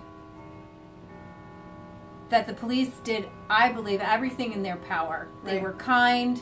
What's going on, man? Drop the knife. What's your name? What are you doing here? What's going on? And people want to use this particular instance as police brutality when somebody is coming at you with a knife. He turned. Did you see him turn and like kind of charge with a knife? Now, here's the thing. I had been talking to Worth a Look about this because he's the one that sent it to me first, and Leah found it like a day later. And I watched it through, and I had the same reaction that I'm going to guess a couple of you are having, including Alicia said shoot him in the leg, in the arm, or whatever, because we've all seen the movies where the cops shoot and just to maim a person, to knock them down. But Leah and I were having a talk a couple of days ago, and from the research that we've done, maybe those of you that are watching, we may have some in law enforcement. Otto, you may be able to tell us because your brother is in the military. From what we understand, police are taught, not just taught, they are trained, that if you are going to discharge your weapon and it comes to the situation where you actually have to discharge the weapon, it's black and white, right? If you have to discharge that weapon, then that means you have to kill that person. There is no in between. There isn't shoot to maim. You have to retrain every police officer in a different kind of situation and scenarios in the entire country, because our police officers are taught you don't shoot to maim, you don't shoot in the leg. Everybody wants them to shoot them in the leg. Right. Then a perpetrator could keep coming at you. You're taught to shoot to kill. You're Right. taught this is where you shoot. You don't aim for a leg. And you don't we have aim taken for gun an arm. courses, and that's You what they shoot teach us. Here. Right. This mass is where Right. you shoot. Right, because That- if somebody is coming at you, the police were called and told that this young man had a knife and a gun. So if somebody goes down and you have just shot them to maim them and they do end up pulling a weapon, you know what I'm saying? So I had the same reaction, and I was like, why couldn't they have shot to kill? These particular why couldn't police they have shot officers just to are maim? not armed with tasers. So there was no possible way to tase. In addition to that, there was the dad came on. I don't know if we're going to play that interview. The dad and then their lawyer came on and said, why did they have to shoot to kill? Why wasn't there a taser? The lawyer says, well, these cops are not armed with tasers. And then the dad says, well, they are armed with kind of a bear spray type pepper spray that does 10 feet. But you guys have to understand. And again, I was somebody with is you. charging you, 10 feet. you 10 with feet. Like a I'm weapon. standing from here to my wall, roughly 10 feet. If somebody is coming like that, pepper spray may not stop them. Okay? So while I was on the one side, pepper spray is used in a different scenario. Yeah. I have come to see a completely different side to this whole thing after Leah and I talked it through. Okay, so here are some details. Scott Schultz was suicidal. We know he was suicidal because he wrote 3 suicide notes and called the cops on himself. Wow. So he was told mentally the unstable. police that somebody was skulking outside with a knife and probably a gun. He indicated to police that he thinks the person has a gun on his hip. Right. Missing detail number 3, when the cops arrived at the scene expecting to meet a potentially dangerous person holding a weapon and possibly carrying a gun, they did not shoot right away. In fact, they pleaded desperately with Scott to drop the weapon and surrender. By this count, they ordered him about 20 times to comply. Saying we don't want to hurt you. Yes, but Scott wanted them to hurt him. He forced their hand intentionally. And then Schultz was finally shot when he came after one of the officers, weapon in hand, gun reportedly on the hip. He didn't have a gun, but the officers wouldn't have known that. And didn't stop in response to their orders. He wasn't just standing harmlessly still. He was trying to give off the impression that he wanted to do them harm. And he wanted them dead. Everyone is a victim here. This is not something that, you know, this is not something that we want to see. This is not a good situation. But if I was a police officer trained according to officer training, I can't imagine doing anything different at all. Yeah, I can't imagine. There's 3 police officers there. I've heard that there's a dangerous man with a knife, possibly a gun, and he starts coming at me. I'm telling him no. I'm telling him, hey man, what's going on? I'm saying don't come my direction. I've backed up several feet, and he keeps coming towards me, and he comes towards me again. It's not something that every officer wants to do, but this is cut and dry in my opinion. This is as cut and dry as it gets. And Georgia Tech kids are going crazy over it. Of course they are, but I like what Norman says here. If he had a proper school system, it would have been known about his childhood, and self-killing may have been prevented. It does go back to the education system, which creates, unfortunately, these mentally unstable human beings. Mentally unstable human. I mean, and this goes back to what we talk about all the time. That was another one I could have showed you guys. Do you want to end on something funny? Maybe not. I don't know how many of you with me. Yeah, we could use a dose of funny. Well, it's kind of funny. Spoonful of sugar helps medicine. Well, it's only funny in my mind, I guess.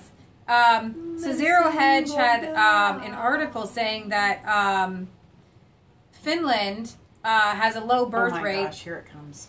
And I know where she's going. Finnish politician tells women to be patriotic, have more babies as birth rate crashes to 150-year lows. And what's incredibly funny to me is that the Finnish government is supposedly the first that had created the best first-rate place to which to be a mother, because they give you high maternity leave, and they give you this awesome box when your baby is born. Baby goodies. They make sure that your child has all the daycare and everything like that. Now, we aren't politically correct here. I'm going to tell you that even though I'm not a mom, I still know what a maternal instinct is because I care for people. I took care of my grandma. I took care of my uncle. I know what it is. A maternal instinct is when you truly care for a life that needs help. Don't forget Rand Paul. We put it inside of money. Okay, we'll get to him at the very end, I guess. You're right. They're going to get to this stupid Obamacare. Rand Paul has been strung through the ringer. I love this man. He should be president. He should be president. He's a hero.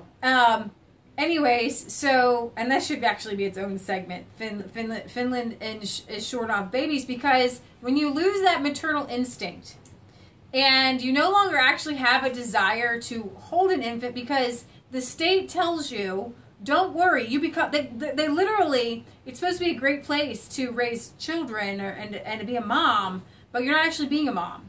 You are a baby incubator in some 2022 futuristic thing where they're literally, but we know what you mean. 2200, whatever, in a couple hundred years, right?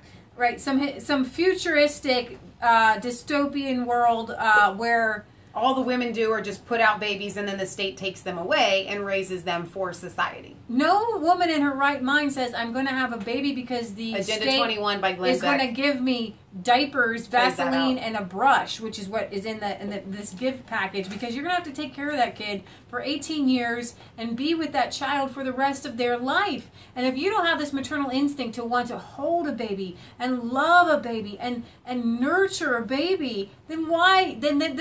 So what they've done is they've trained these young girls from the time they're young to literally suck the maternal instinct, the desire to be a mommy, and to raise and to hold these little children. Because if you can take an infant, and if you're a working mom, fortunately most of our viewers are men, so you usually go along with me on this. We shouldn't offend too many people here. If you can hand that infant over to someone else for 8 to 12 hours a day and not be bothered by it, and not be bothered by it, and have it not crush your soul, there's something wrong with you. They have broken your maternal instinct. Yeah. Because from the beginning of time, the maternal instinct is, don't mess with my baby.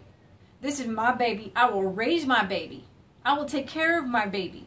Okay? And so it's just very interesting to me that they public school literally works overtime to destroy the maternal instinct in little girls, and in essence boys as well.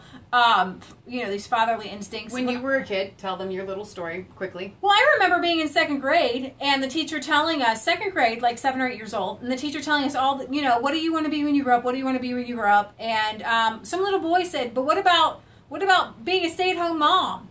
And my teacher said, well, some might want to do that, but that's not something for everybody, and most won't want to do that. And a second grade boy saying, yeah, but some can be a stay-at-home mom. I'm 8 years old. I will stand up to you, Miss Teacher. Some of these moms, because I'm guaranteeing, like in the 80s, these kids, a good portion of them still had stay-at-home moms. But they worked really hard on the kids who were in school in the 80s and 90s to tell them, you don't want to be a mom. You don't want to hold your nursing. You don't want to nurse your baby. You don't want to hold them. You don't want to raise your toddlers. That's boring. It doesn't stimulate your mind. It's slavery. And I want to show some pictures. I wanted to show you pictures like, okay, a mother holding and loving her infant baby. That is slavery. Slavery. But then putting a woman inside of a factory, that's putting on freedom. is freedom. Freedom. Right? And so they've literally destroyed like people's minds and their bodies and their spirits so far that in Japan, like almost like 44% of these people are all virgins, and they have no desire to even have sex, much less get married, much less have babies. It's insane. And I mean, if you look on this Zero Hedge article, it's absolutely disgusting. And they actually have they wanted to impose a handsome tax to make life more even for ugly men in Japan.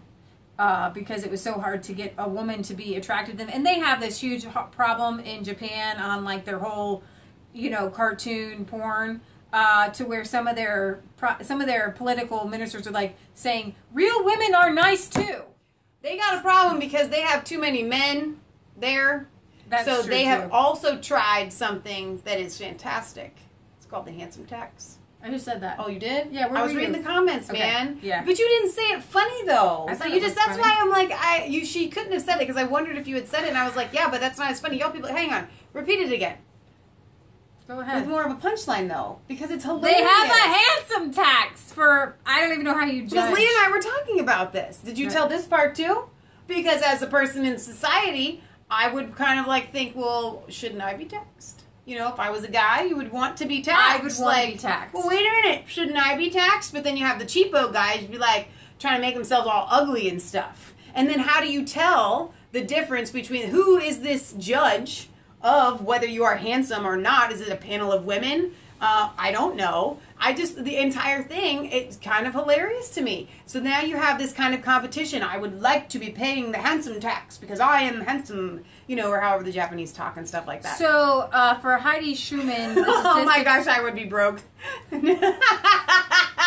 Thank you, Albert, for that. That is fantastic. She says the statistics are frightening, the low birth rate. She says we have a large public sector and the system needs taxpayers in the future.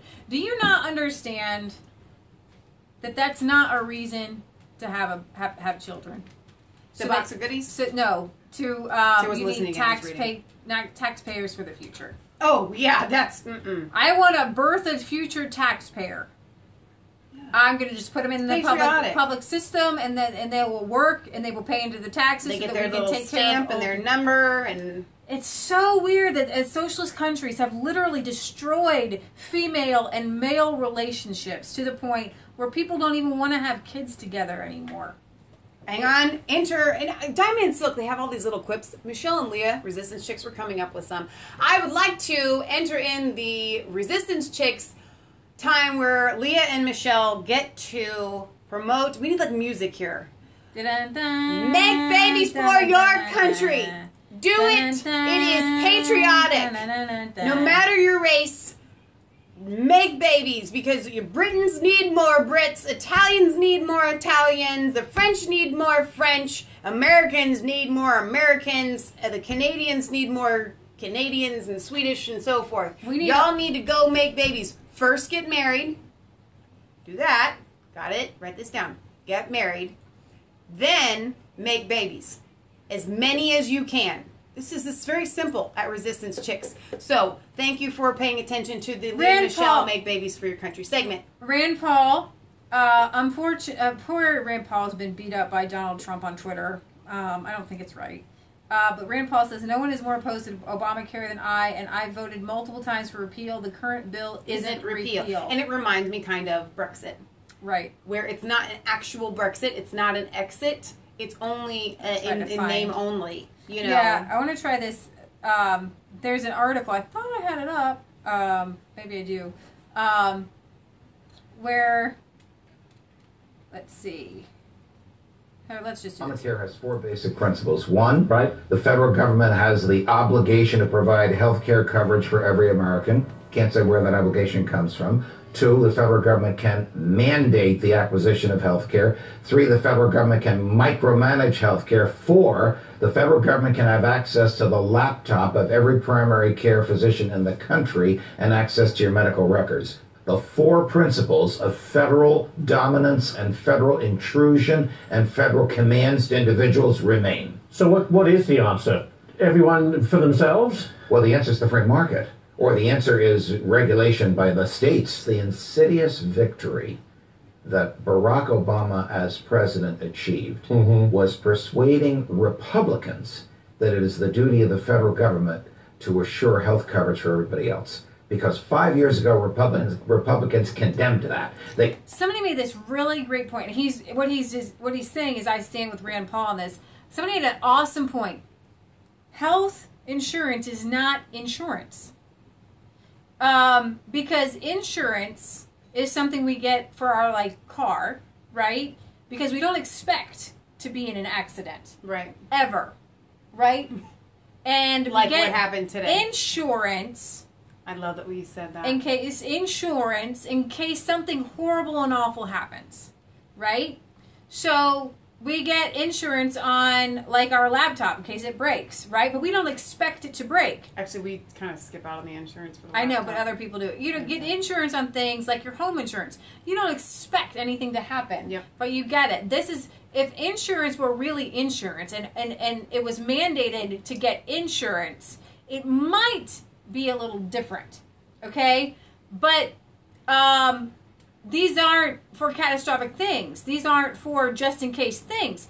These insurances are to cover things like primary care, going to your doctor to check check you out and to do these things. They're a health coverage. Right. They're not an insurance for something bad that might happen. They're something that you take advantage of all the time. It's like going to get your eyes checked when you have glasses, or getting your teeth cleaned, or something like that, because you know you're going to need to go to the dentist to get your teeth cleaned twice a year. So it's not actually insurance. So they need to take the word insurance off of it and call it what it is.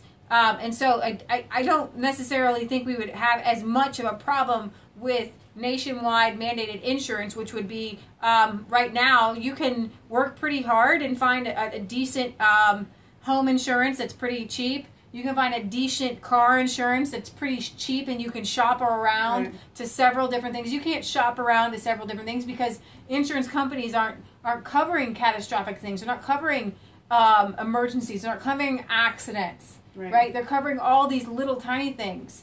They're covering the birth of your child. That's not an accident. That's expected. So Leah and I don't really believe in health insurance Per se to begin with. However, for those of you that do need it, I was watching something really interesting, and I know these exist, but just on InfoWars, I think it was Rob, was saying he has a family of 6, and he pays $400 a month for and it's kind of like a catastrophic insurance. Now, a lot of these exist with, and they're all faith-based, so you can do them, and he has a $1,500, I would say, he called it a deductible of sorts, where for those doctor's appointments and stuff like that, you pay out to $1,500 or more, and then everything after that is covered, but you have to pay it out up front yourself, and then you get reimbursed by and it's more of it's not an actual insurance company so much as it is just a pool of people coming together for resources, and then it's kind of like a community, which in that sense I actually can get behind, because it's not insurance companies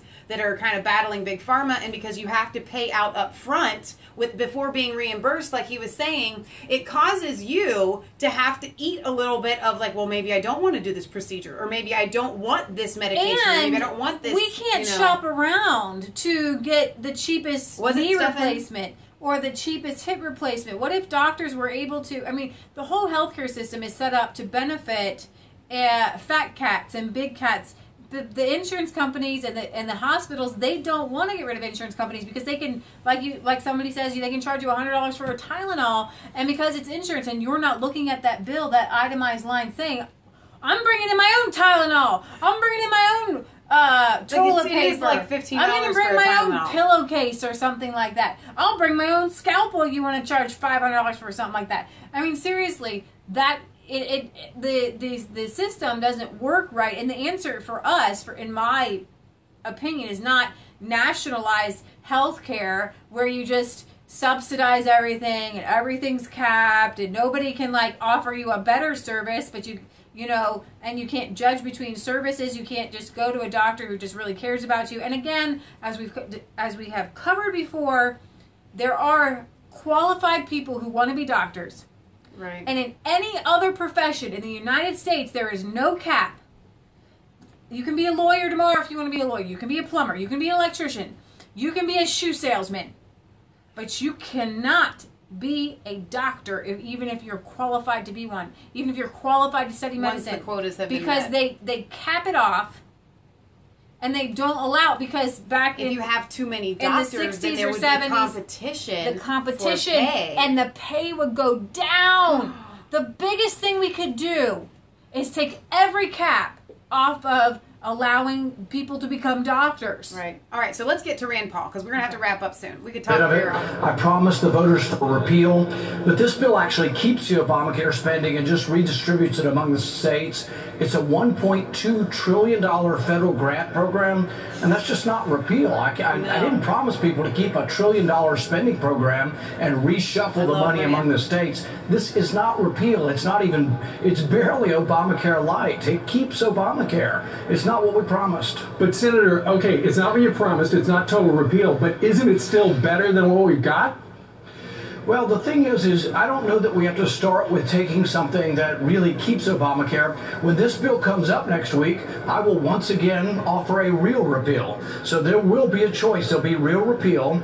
But I'm also working another tact. I'm working with President Trump on healthcare associations, which can be done with no money, no federal taxes, no Obamacare taxes.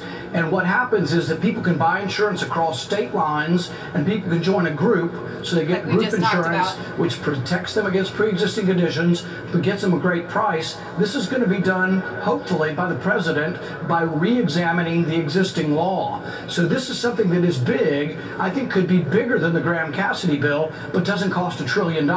It's just not a conservative notion to vote for $1 trillion federal grant program. Sure. But then again, we heard from Republicans in the last, 7 years, hey, just give us a chance, we'll repeal and replace. And of course, they got the chance, they didn't have a plan. Real quickly, before you go, Senator, if you're a no, it's just going to take one or two other no's. Who does this all come down to on the Republican side who could possibly derail it? Well, there have been other objections from other parts of the caucus. The media has reported Senator Collins and Murkowski. I can't speak for them. They have to speak for themselves. But I do think that there's a number of people that are wary of this. And everybody that tells me, oh, they're holding their nose to vote for this thing. But this is not repeal. This is not what we promised. And the thing is, this is not the last chance. We will have many more opportunities. Obamacare is unwinding, and there's nobody for repeal more than I. But I can't vote for something that's not really repeal. Well, somebody who thinks it's a great idea is Lindsey Graham. He is one of the bill's co-authors. He's going to be joining us in the next hour, Senator. Well, he's been known to be wrong and not very conservative on a number of issues. So you can ask him how federalism is, having $1 trillion tax program at the federal level and passing it out. That's not federalism. That's not consistent with the 10th Amendment. The 10th Amendment would send those powers back to the states. The states could raise taxes and have programs, but this is a big federal government grant program, and that has nothing to do with federalism.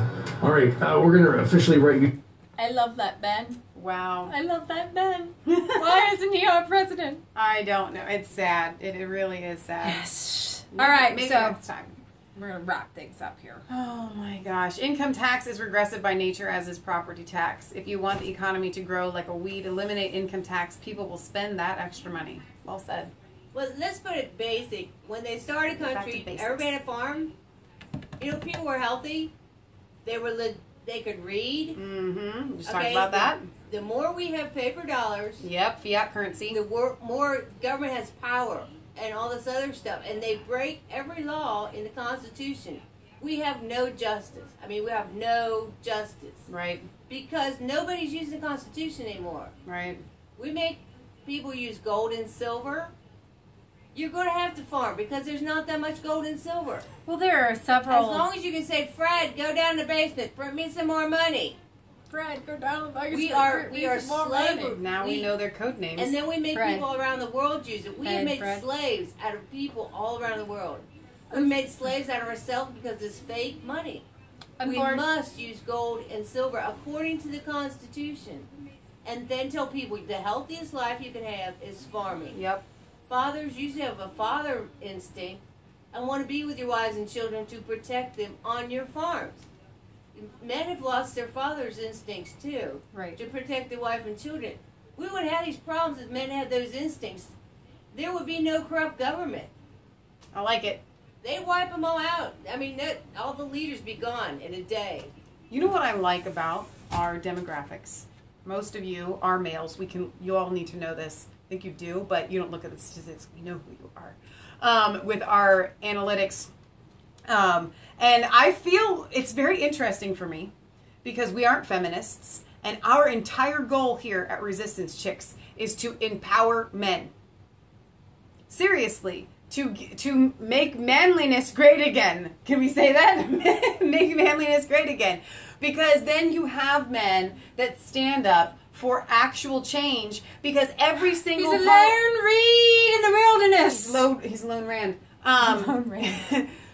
We have these Republicans that, it was just said, they were put into office because they said they were going to repeal Obamacare. And then this comes in to play, and they all just like cower, and they had no intention. They literally ran on a platform of lies. They are all deep state, globalists in there, except for the Lone Rand. And they're cowards. So our goal is to make men strong again so that we can bring morality back and sanity back to our nations. So we want to thank you guys for listening to a couple of wannabe country girls in suburbia, encourage you guys to give the honor back in manhood like it should be.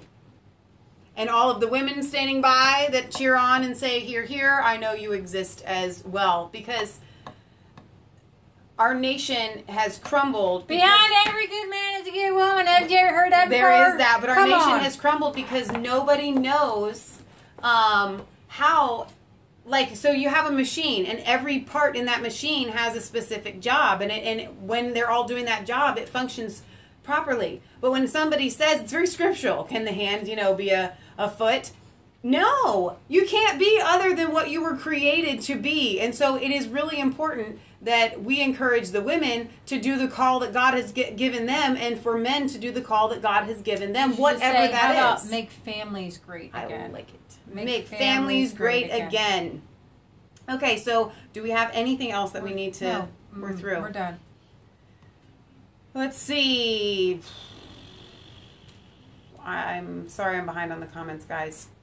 Thank you. Must stop gender neutral being pushed on your young kids at schools. That's all part of the agenda. That is all part of the agenda. Everybody's asking for a song. We might skip it this week because we literally have nothing prepared, unless, not everybody, it was one person. You guys usually ask for a song. But we can probably just sign off here, I think. We go live every Friday at 6 p.m. unless there's a car crash right outside of our window, Eastern Standard Time. Sundays at 1. We go live, Sundays at 1 Eastern Standard Time. UK news. Exactly. Sundays at 1. Don't forget to like, comment, subscribe, share these on your social media pages. It's not just a conspiracy theory if it's the truth. We do have a P.O. box, so that you guys want to submit letters that will get read on air. It is P.O. Box 107, Milford, Ohio 45150. You can address Resistance Chicks. We try to put that in the description when we... Yeah, but we can't always remember. We're really behind. I'm behind on comments. So I'm sorry if you guys have been leaving comments, but I will go back and get to them. Somebody says, "Come on, Leah, take out that Gibson. This little light of mine." This little light go ahead and sing it. I'm gonna let it shine, oh, this little light of mine. I'm gonna let it shine, this little light of mine. Oh, I'm gonna let it shine, let it shine, let it shine, let it shine. Won't let Satan it out. I'm gonna let it shine. Won't let Satan it out. I'm gonna let it shine. Won't let Satan it out. I'm gonna let it shine, let it shine, let it shine, let it shine. There you go. That was a good one. All right, you guys. We love you. God loves you. God bless. Thank you, our moderators. I know Heather was here. Gary, John Petter, Will, Worth a Look. I'm trying to think if anybody else was here, but thank you guys for being a part of our show. Resistance Chicks would not be the same without all of you that consistently come and encourage and leave comments. If you guys left a pertinent comment and it didn't get read, because a lot of these comments that were really good that I saw them, leave them after the show. The video takes about 10 or 15 minutes, I think, maybe not even, to process, and then go ahead and put those comments back there so We that didn't- other people get them because they are valid. We didn't get cut off tonight. We didn't get cut off. There is a Lord because, oh, and let's not forget, guys, pray because tomorrow might be the last day that you get to be here on the earth because everybody is saying that the prophecies are true. Jesus is coming back. And tomorrow is the last day. Hug your children and your animals and your stuffed animals and eat some ice cream. Eat lots and lots of ice cream tonight because it could be the last ice cream you ever eat. Just kidding. You guys, this is so ridiculous. Just always be sober, be vigilant, be sound-minded. All right, we are going to sign off. We love you guys. I'm not sure if we're going to go live tomorrow, but for sure on Sunday at 1. May catch us, may not. This little light of mine, I'm gonna let